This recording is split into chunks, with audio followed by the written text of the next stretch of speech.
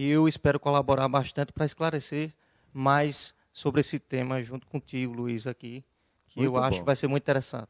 Sem dúvida, tenho certeza, porque nós vamos falar aqui sobre startups, vamos falar sobre aceleradoras, vamos falar sobre este modelo, novo modelo de negócios que tem criado, que tem sido o gerador das maiores empresas hoje do mundo. Estou certo ou estou errado? Corretíssimo. Na verdade, grandes empresas hoje que a gente utiliza serviços todos os dias são startups famosas, não só de outros países, como brasileiras, né? Como eu falei recentemente em algumas palestras, na área de transporte público, a gente sempre vai lembrar do Uber, vai lembrar do Airbnb na área de hotelaria, assim como também a Nubank, que é brasileira e vem transformando o mercado financeiro. Pois é. Quando você vai também reservar um hotel, por exemplo, né, existem várias opções, Trivago e tantas outras que são frutos de startups, né? Exatamente. Temos aí Trivago, Booking, Airbnb, TripAdvisor, que indica, inclusive, o que fazer na região. Você pode até nem se planejar, chegar na cidade e, de repente, dizer eu quero saber o que tem próximo de mim, que é interessante, um ponto turístico, e conhecer um pouco mais. Então, hoje nem se planeja e praticamente a tecnologia faz isso por você. Ela já entrega para você. Exatamente. É bastante interessante. E o que nós observamos também, eu estava vendo um estudo outro dia, que as 10 marcas mais conhecidas, as 10 maiores marcas hoje no mundo, a maioria delas não tem mais do que 8 anos no mercado. Exatamente. Se você pegar o histórico de alguns anos atrás, você vai ver que praticamente não existia nenhuma empresa de tecnologia entre as 10 mais valiosas, né? Hoje você pega quanto vale a Apple, ela faz hoje mais do que o PIB de alguns países, mais de $1 trilhão. Então, por aí a gente já tem uma ideia de como esse tipo de mercado, que são startups, tem um grande potencial de se destacar, e aqui no Brasil, como a gente já vê alguns cases. Inclusive, nós temos casos aqui regionais, na cidade de João Pessoa, de aplicativos desenvolvidos que já estão alcançando outros estados e países, não é verdade? Exatamente. Nós temos a Getmundi, que é uma fintech, ou seja, uma startup da área financeira, que trabalha com transações para a Europa e outros países de outros continentes, que fica aqui em João Pessoa, que já vale alguns milhões, né?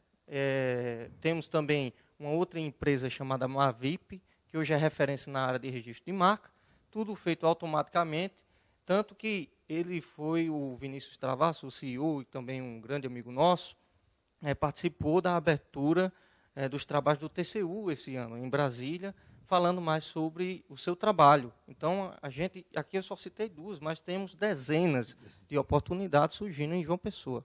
Muito bom. Veja bem, vamos seguir uma sequência para que o telespectador possa acompanhar o passo a passo desse mercado, tá? Okay. Então, tudo começa na startup, não é isso? Isso, exatamente. Aí, como é que se compõe, como é que se constitui uma startup e quais são os seus primeiros movimentos? Então, uma startup geralmente é composta por um grupo de pessoas, né? A definição que a gente utiliza e é, digamos assim, abrangente, utilizada por muitos dessa área, é que startup é um grupo de pessoas à procura de um modelo de negócio escalável e replicável e que geralmente se encontra num contexto de extrema incerteza. Então, ela está aprendendo como melhorar os seus processos e desenvolvendo um produto que tenha valor de acordo com a percepção do seu público e não naquilo que ela acredita que existe valor inicial para vender para o público. Ou seja, o cliente faz parte desse processo de amadurecimento desse modelo de negócio. Muito bem. Para que a gente possa ajudar o telespectador a entender, eu vou dar um exemplo e você, por gentileza, vai me corrigir se eu estiver errado. Tranquilo. Tá? Eu sou tão novo nisso quanto o telespectador que nos acompanha. Quando nós falamos num negócio escalável, né, vou trazer aqui a referência do Uber. Tá? Em dado momento, se você pensasse, eu vou abrir um negócio de transporte de pessoas.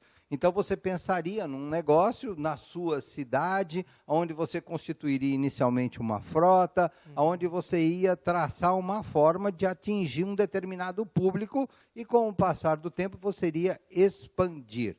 Exatamente. o Uber ele é escalável porque você consegue rapidamente atingir uma massa de pessoas que independe de se você está aqui ou está ali, se está perto ou se está longe de você, você sai de um negócio que nasceria, vamos supor, para atender 50, 60 ou 1.000, você sai para milhões de pessoas. Seria mais ou menos isso, o conceito de escalável? Isso é ser escalável, e tem também a questão de escalabilidade, que tem a ver com a questão de seu modelo de negócio poder ter um lucro crescente a ponto de se tornar exponencial, enquanto o custo não cresce na mesma proporção. Na mesma proporção. Então, o que é que eu quero dizer com isso? Se você trabalha com algo que se posiciona como um negócio digital, você tem como chegar a outros mercados mais rapidamente. E daí, eu sempre trago algum exemplo prático. Vamos pensar aqui, uma empresa de consultoria. Se você tem um consultor que atende 3 pessoas na semana, e de repente aparecem mais 7 clientes, acontece que essa pessoa ela vai estar, digamos, com o tempo apertado e não vai dar o seu melhor, né, entregar isso aos seus clientes. Acontece que talvez, se ele pensasse da seguinte maneira, tivesse um sistema EAD, onde parte do seu treinamento fosse online, e que ele diminuísse o número de visitas, ele conseguiria ter uma maior escalabilidade disso. Ou seja, ele atingiria muito mais pessoas com as suas poucas horas de dedicação ali fisicamente. Exatamente. Então, a startup ela nasce nesse intuito de trabalhar de forma a conseguir o maior número de clientes possível. E uma característica interessante também é que, por se tratar de um negócio digital, não necessariamente você está preso à questão de trabalhar localmente. Sim. Então, imagine fornecer um serviço em São Paulo em que você trabalha em João Pessoa, entende? Isso é possível. Vamos imaginar, se a pessoa, digamos que uma determinada pessoa é um personal styler. Okay. É uma pessoa que tem a habilidade de orientar as pessoas para que elas se vistam bem, para que elas se apresentem adequadamente nos diversos ambientes ou situações em que elas possam ir. E essa pessoa morando numa cidade, ela vai ter alguns clientes. Mas se ela for para uma plataforma digital, ela pode, de alguma forma, criar meios de acesso e as pessoas do Brasil inteiro poderiam facilmente acessar e ter as informações e ele ganhar por isso. Isso seria, então, a escalabilidade. Isso. Na verdade, você acabou de descrever uma startup existente de Teresina, Piauí, que se chama Bag Home. Bag Home, existe já. Está difícil falar alguma coisa que ainda não fizeram, né? Está ficando difícil. É justamente aí onde a gente consegue ajudar. Porque o que é existe hoje? Muito provavelmente, se você tem uma ideia e acredita que é sensacional, a primeira coisa a se fazer é procurar no Google. Certo. Será que não existe algo similar? Alguém não está fazendo? Exatamente. Então, a ideia é você encontrar algo que seja o seu diferencial. Como é que você se posiciona nesse mercado? Como é que você consegue mostrar de forma clara que você tem algo que um cliente procura e ele não encontra nos seus concorrentes? Nos seus concorrentes. Então, é assim que a startup tem que pensar. Por exemplo, uma coisa que eu acho muito interessante, que seguramente já existe, alguém já faz isso, tá certo? Mas muitas pessoas têm dúvidas sobre como fazer nó em gravata. Eu sou uma dessas pessoas, Você é uma dessas pessoas, então, tudo que eu faço, eu procuro no Google, até brinco, que é até para poder cozinhar, quando eu estou sozinho em casa, não recordo como fazer o arroz. Então, hoje, toda vez que você tem uma dúvida, a quem você recorre? Ao Google. Ao Google. Você não vai abrir a porta para incomodar o vizinho e dizer, ei, quem é que eu chamo para poder fazer um serviço aqui em casa? Talvez, primeiramente, você vai consultar o Google, ou se tiver alguma pessoa do seu lado, você peça uma dica. Mas acontece que hoje o mundo digital facilita a expansão de qualquer tipo de negócio, seja ele tradicional ou não. É fantástico isso, viu? Aí, você falou em AD, né, que é o ensino à distância, né? Você deu o exemplo do consultor que ele iria para uma plataforma EAD e ele conseguiria. Este é um segmento que você diz, você classificaria como um bom segmento para as startups? Ou para uma startup? Então, a startup ela sempre vai utilizar ferramentas digitais que facilitem a vida dela, né? Algumas podem não ser só online.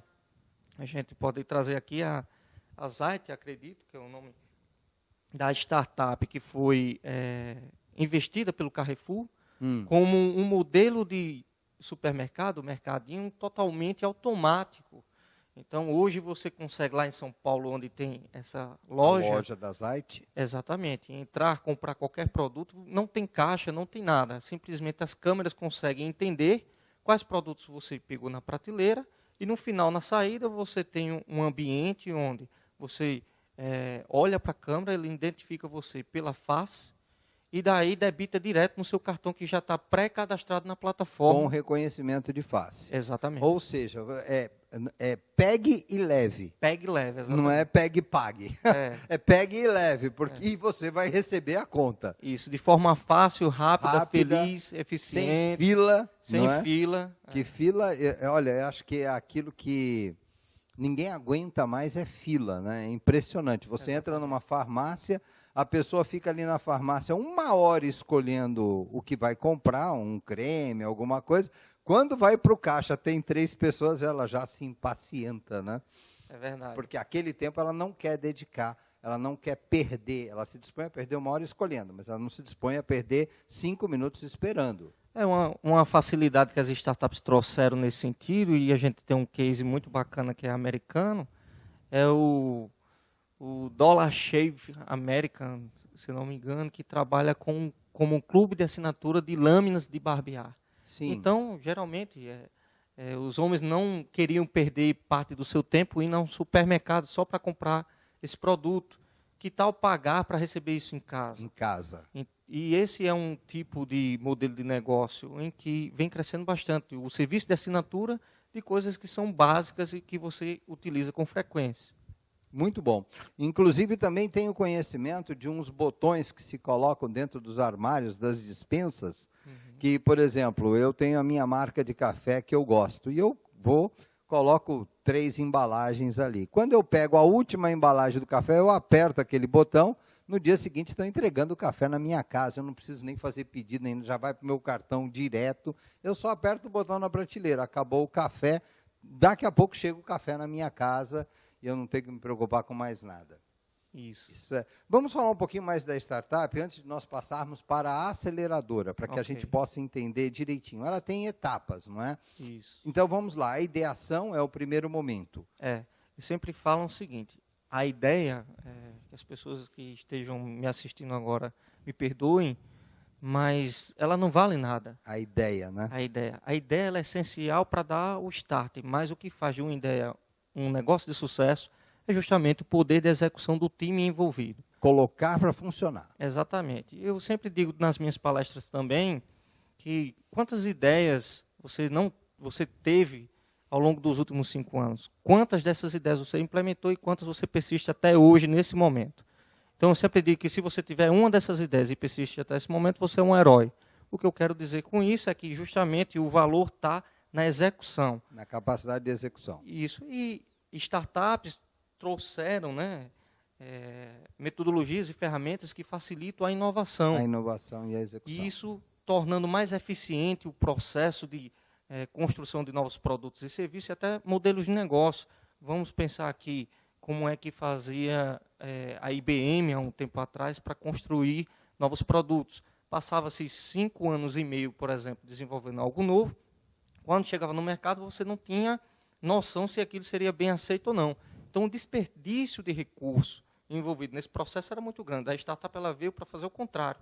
Enquanto você desenvolve algum produto ou serviço, na verdade, você está colhendo feedbacks dos seus potenciais clientes para amadurecer o produto e entregar alguma coisa que tem valor para ele.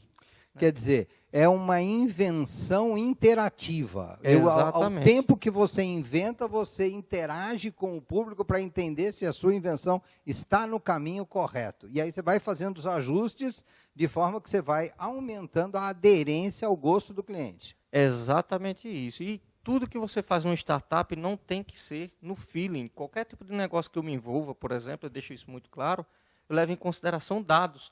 O que é que os dados querem nos dizer? Quais são os insights? Provavelmente algumas pessoas devem ter ouvido também falar sobre business intelligence. Então, como é que eu mensuro isso? Como é que eu levanto esses dados para fazer uma análise que, em base às decisões tomadas pelo departamento estratégico, o nível estratégico de uma empresa? Quer dizer, tudo calçado em estatística. Exatamente. Estatística é fundamental aqui, não é? Aí nessa brincadeira a gente pode trazer depois, inclusive uma área que atua, que é a inteligência artificial. Aí já entra num outro nível, que é predizer o que vai acontecer no futuro próximo. Mas, obviamente, tudo parte da análise dos dados que você já tem hoje. Sim. Esses dados podem ser internos, como também externos, através de redes sociais, através de relatórios elaborados por associações de determinadas áreas, né? Por exemplo, a ABI, a Associação Brasileira de Indústria Hoteleira, ela traz já alguns números que você pode tomar decisões na sua empresa desse ramo com um histórico que já existe. Sim. Onde é melhor investir. Sim. Aliás, é uma ótima forma de você tomar a decisão, você se embasar em experiências, dados e números para direcionar. A questão é que a inteligência artificial consegue reunir um volume de informação, um volume de dados que é inimaginável para uma pessoa, ou até mesmo para um time de trabalho. Exatamente. O que acontece com a inteligência artificial é que ela não vai lhe trazer nenhum resultado se você não tiver uma boa base de dados que a alimente. Então, sem a alimentação da inteligência artificial através dos dados que você dispõe na empresa, ela não vai lhe trazer nenhum resultado factível, nenhum resultado que seja de grande valia. Muito bom, muito interessante. Aí nós temos, então,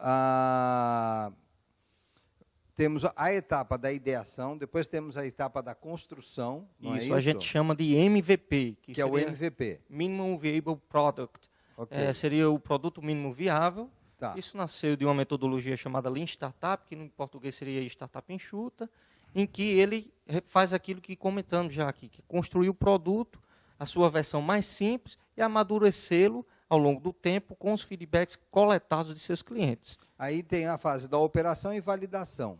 Isso. Então, a operação ele começa a realizar as primeiras vendas, e daí ele passa a validar hipóteses de negócio. Será que o meu cliente, por exemplo, ele está concentrado na região centro-oeste do país? Por quê? Porque eu vendo determinado produto que é consumido lá e tal. Então, a gente vai elaborando a estratégia da empresa de acordo com os dados que a gente coleta. Então, é um aprendizado ao longo do tempo que amadurece todos os processos envolvidos nesse modelo de negócio. E aí, então, nós caminhamos para tração. Isso. A tração é quando a startup chega a um nível que ela cresce a ponto de não dar mais conta da demanda e que o próprio empreendedor que iniciou trazendo essa ideia, ele não consegue mais respirar, mas ele tem que tirar um tempo para focar na estratégia e fazer com que outras pessoas que ele treine assumam esse papel de dar prosseguimento à operação desse negócio. De fazer o negócio rodar e funcionar. Isso.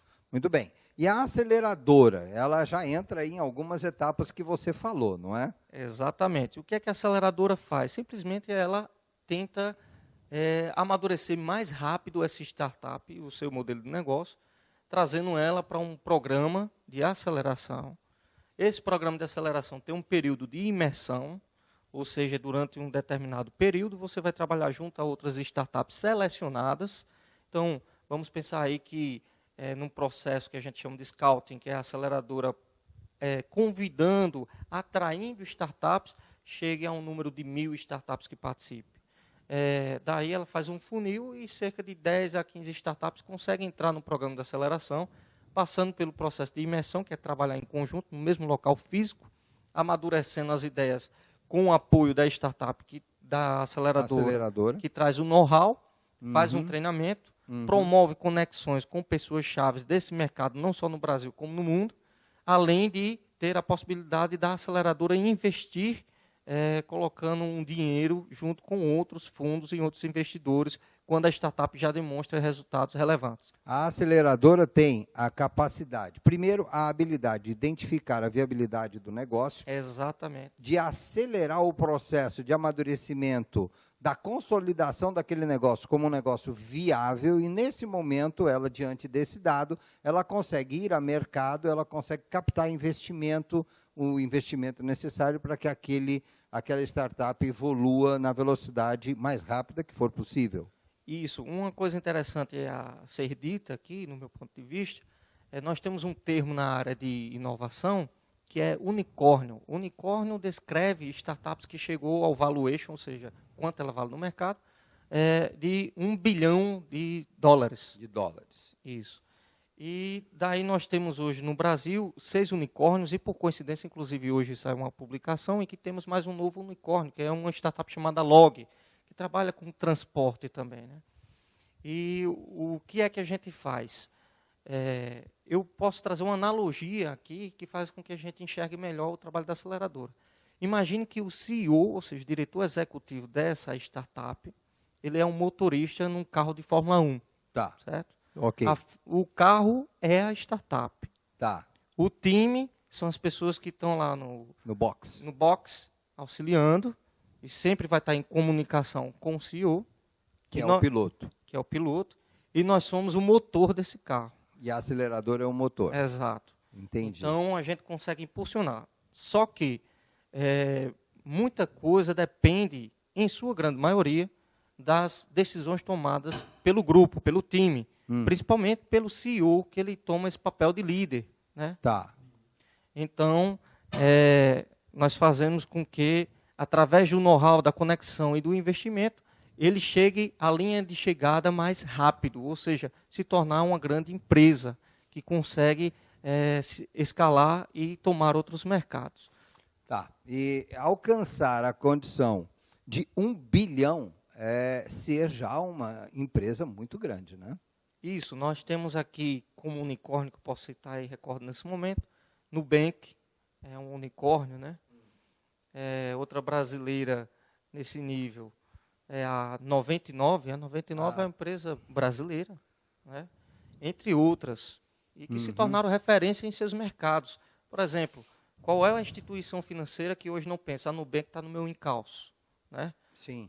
Porque cresce rapidamente. Isso faz parte da natureza e da cultura da startup. É comum uma empresa ter uma área de desenvolvimento de ideias e negócios, cujo o negócio que nasce na startup, que essa empresa, de alguma forma, estimulou que houvesse, fica maior do que a própria empresa? Sim, nós temos um caso aqui, famosíssimo, que é a Menil, da M Varandas, né? Que acabou se destacando demais, e hoje sai em grandes veículos de comunicação no país, falando do seu produto, que é voltado para a área de restaurantes.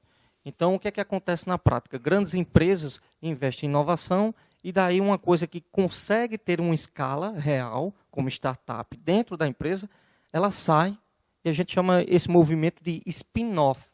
Então, ela pode crescer tanto quanto e muito mais do que a própria empresa, justamente por não ter os problemas de criar escala, de crescer rápido. Sim, e ela cresce sem um custo, né? O investimento para que você cresça não é proporcional ao conceito dos negócios antigos. Por exemplo, eu tenho uma padaria. Se eu quiser dobrar a minha padaria, eu tenho que montar outra padaria com forno, com funcionário, com caixa registradora, com computador. Seria mais ou menos, olha, eu tenho a minha padaria e eu aqui, dentro da minha própria padaria, eu consigo atender agora 20 bairros sendo da mesma padaria, sem ter que estar montando 20 estruturas. Exatamente. É assim que funciona a startup. E é assim que funciona. Olha, muito interessante. Olha, a conversa aqui no Master Business, Novinho, ela passa muito rápido. Nós já conversamos 30 minutos. Eu nem notei, realmente passa muito rápido, espero ter contribuído aí. E o tema é interessante, né? A gente não quer parar de falar sobre isso. É um assunto fascinante. É um assunto fascinante. Desde agora eu já deixo aqui registrado e combinado com você para que você volte numa outra ocasião, para que nós possamos estar falando sobre outros aspectos, não é? Ou mesmo até outras formas e modelos de negócio. Podemos estar conversando sobre inteligência artificial. Claro, enfim, será não um prazer. O prazer será nosso. E a gente levar ao público, né, que nos acompanha aqui na TV Master, essa percepção da nova realidade, né? Você vê que nós estamos falando aí numa realidade do Brasil, uma realidade de desemprego, às vezes as pessoas com uma visão um pouco negativa, preocupadas, né? E a gente olha, aqui do lado você vê, olha, tem um mundo novo acontecendo, nós precisamos entender esse mundo para que a gente possa seguir. É mais ou menos como quando diziam que a Terra era chata. e a navegação era circunscrita à costa, né? Precisou entender que a Terra era redonda e aí então saíram e descobriram novos continentes, novos mundos. Eu acho que nós vamos vivendo uma época semelhante no que diz respeito aos negócios. Claro. Eu vejo que é um desafio gigante para a maioria das pessoas enxergarem como inovar no seu próprio negócio. Isso pode ser uma empresa tradicional. E é isso que a Vata Aceleradora, assim como eu, estamos aqui para poder ajudar. Muito bom. Quero agradecer a sua presença aqui. Vou rapidamente pedir a você que deixe o número do seu telefone para contato. Claro. Pode falar. Então, o DDD 83 83 9850 9850 8825. 8825. 9850 8825. Peço licença a você, eu vou para o encerramento, já volto no instante, ok? Muito obrigado. Muito bem, amigos, esse foi o nosso Master Business de hoje. Estourando o tempo aqui, porque o assunto é realmente muito interessante. Se você pegou papel e lápis e você tem interesse em ampliar o seu conhecimento sobre essa nova realidade, tenho certeza que você anotou o número de Carlos Novinho, que esteve aqui conosco. Portanto, só nos resta agora agradecer o carinho da sua audiência e renovar o nosso compromisso de trazer pessoas inteligentes como Carlos Novinho, que esteve aqui conosco hoje no Master Business. Um forte abraço, até nosso próximo encontro. Tudo de bom, tchau!